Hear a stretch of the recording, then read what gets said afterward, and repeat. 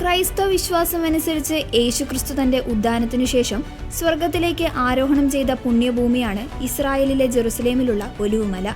ഇവിടെ പണി കഴിപ്പിച്ചിട്ടുള്ള സ്വർഗാരോഹണ ദേവാലയം ചരിത്രപരമായും ആത്മീയമായും ഏറെ പ്രത്യേകതകളുള്ള ഒന്നാണ്.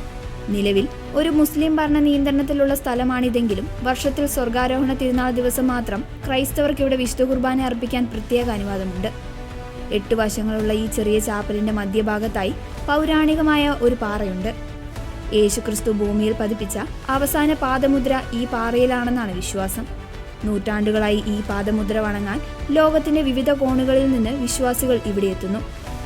കുരിശുയുദ്ധ കാലഘട്ടത്തിൽ നിർമ്മിക്കപ്പെട്ട ഈ കെട്ടിടം ഇന്നും അതിന്റെ പഴമ ഒട്ടും ചോരാതെ സംരക്ഷിക്കപ്പെടുന്നു. AD 1188 സുൽത്താൻ സലാഹുദ്ദീൻ ജെറുസലേം കീഴടക്കിയതോടെയാണ് ഈ ദേവാലയം ഒരു ഇസ്ലാമിക ഫൗണ്ടേഷന്റെ ഭാഗമായി മാറിയത്.